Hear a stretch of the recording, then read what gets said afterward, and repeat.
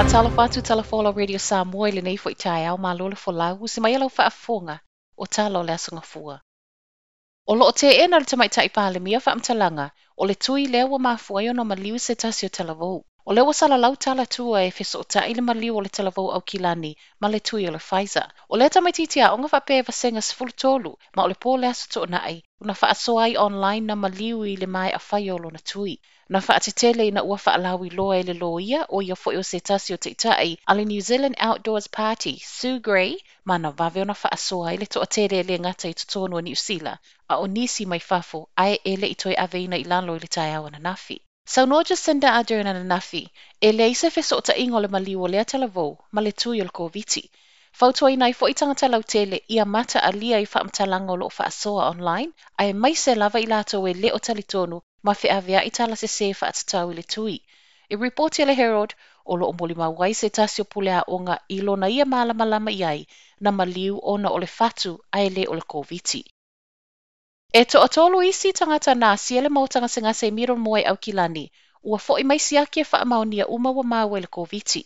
I se pepo whaamtalanga ma le soifua maloloina, o le ulua i keiso le tina sai le Birthing and Assessment Unit i le aso lulo le vaiaso tāluai, ma e whaape e lua aso sai ai le whalemai. O isi cases o le matua ma le pepe 5 masina, ma na sia le whalemai o tamaiti le awa uli o le aso whareile. O nei uma cases e toatolu na te uma i tua whaato a maua muli ai e Faamaonia siaki. O ilato uma fo i nei wa Faamaonia, e le i a sia no fuanga na sia cases wa mo i Faamaonia ato ai, e le ni o lato so o tanga ma cases Faamaonia.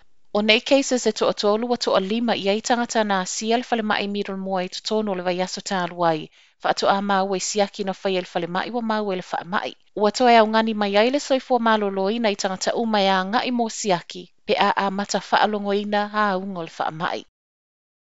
O loo Suesue le tino maliu o se tamaitai ina maua i Aukilani saute i le faaiuga le vaiaso. I reporti watu ina mai le taimile nei, o le tamaitai e le vao le 20 i le 30 tausanga le matua. Ma ufa atalasanga mai fo ima leo i tangata lautele, e fe so ta iatu pe a fai e yei se tangata o lo a ingo tausaili. O le fiafi le aso tona i le ana mawai, ma na faa wau i le aso na nafi Suesue i le fale Valley Road I Manurewa, le ana mawai lo na tino. Na toe alu i lunga cases Faamaonia o koviti i tutono Aukilani i le faaiuga o le vaiaso. O le aso toʻanaʻi na alua i lunga le 23, saua ia nafi wa 20. O le soe Fono i le kapeneta i loa ai le o Ese ma le leo Ese o Aukilani ma le vaega o lapataiga whā mai le pō a tae au. A o isi uma vaega o Niu Sila pe ono suia le vaega lapataiga lua leo o loo iai nei. Ona o le toe anga i lunga o cases, whaapea tangata Aukilani Faamaonia i le mai a siai o le whalemai. O loo valo ia e tangata Suesue whaapitoa le ono toe no nofo Aukilani le vaenga o lapataiga whā o loo iai. O le manatu fo i leo le pule nua Aukilani, Philkov, i le toe alua i lunga o cases i le faaiuga o le vaiaso. To a tele tangata Aukilani ngā i motu i le faaiuga o le vaiaso e tali i le whiau na au mai. Latalata I le fitu se fulu whā afe, tui na whaia mai le asfareile i mai ana nafi to tonu lava i o Aukilani.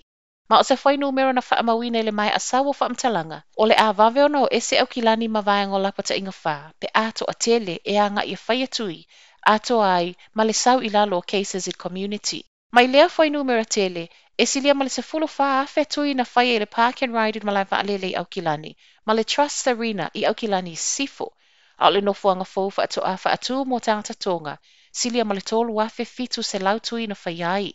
O se tali o whaafia i le pule nu o Aukilani Philkov, a o whina wai pele a ai a vave o na whaamama tapu o lo iai. O le so, ua 27 iai aso, talo na nofo Aukilani le vaenga o lapataiga whā.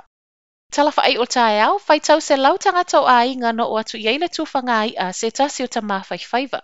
O Roger Rawlinson, mai tau ranga, silia ma le 25 tausanga o whaiwhaiva, ma o lea nao o atu lana tufa I le tui mātu po le Far North.